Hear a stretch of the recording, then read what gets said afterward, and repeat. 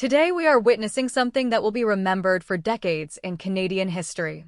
Alberta's Premier, Danielle Smith, has done what many thought she never would. She has stood before the cameras, looked straight into Ottawa, and delivered what she is calling Alberta's final warning. And believe me, this wasn't political theater. This wasn't just another speech. This was fire, fury, and frustration boiling over into something that can't be ignored any longer.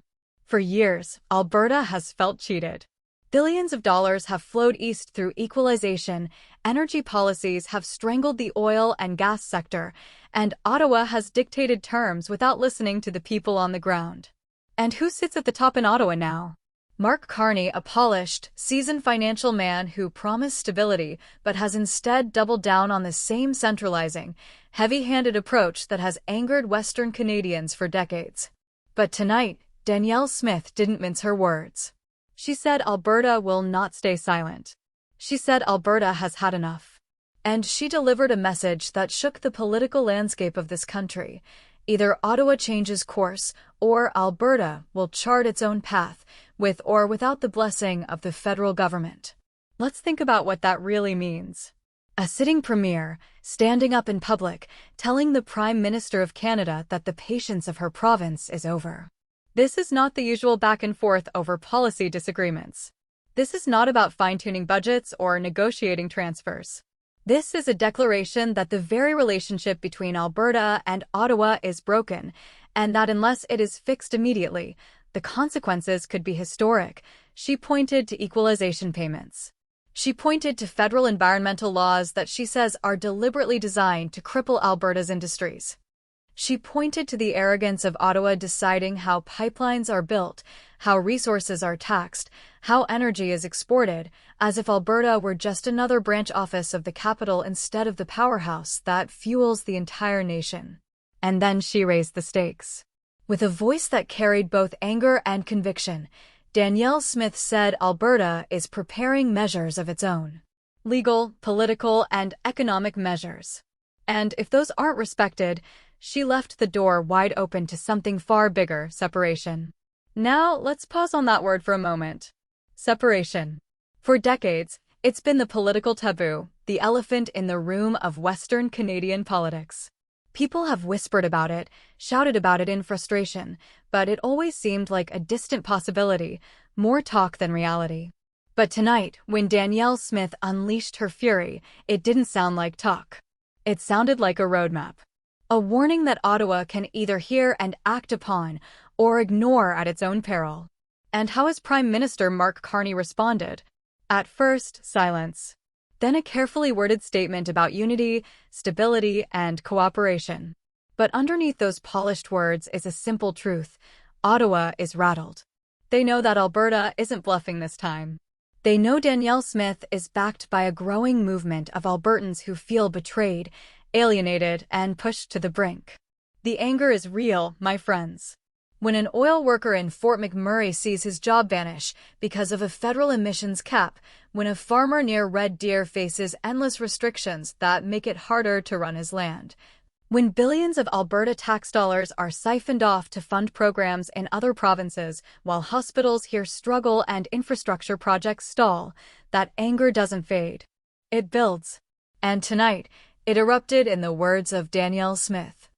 She said Alberta's voice will no longer be ignored. She said Alberta's contribution will no longer be taken for granted.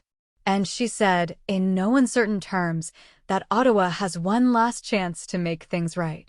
Imagine the courage it takes to say that, knowing full well the backlash that will come from the establishment, from the media, from those who claim Alberta should just sit down and accept its role. But Danielle Smith isn't backing down. Not this time. The stakes couldn't be higher. If Carney and Ottawa dismiss this as just political posturing, if they treat this as another routine fight between a province and the feds, they may well be miscalculating on a historic scale. Because once you cross the line of warning a prime minister with the possibility of separation, you can't just walk that back. Alberta has shown its cards, and the people are watching closely to see what comes next. Let me ask you this. How many times can a province be ignored before it takes matters into its own hands? How many billions can be drained out through equalization before people say enough? How many federal policies designed in downtown Ottawa can strangle Alberta before the province simply says, "We'll do this ourselves"? These are not abstract questions anymore. They're the questions Danielle Smith forced onto the national stage tonight. And think about the ripple effect. Saskatchewan is watching.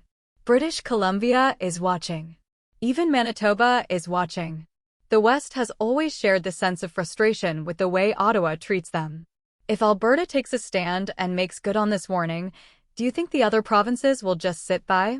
Or do you think they might join forces, creating a Western bloc unlike anything Canada has ever seen? This is why Mark Carney cannot afford to shrug this off. The Prime Minister has a choice to make: recognize the anger, negotiate with good faith, and restore balance in Confederation, or face a political crisis that could unravel the country itself. Tonight, Danielle Smith has forced that choice into the open. Make no mistake, this isn't about hating Canada. Danielle Smith was clear: Alberta has been proud to contribute, proud to be part of this country. But pride cannot replace fairness. Partnership cannot replace respect.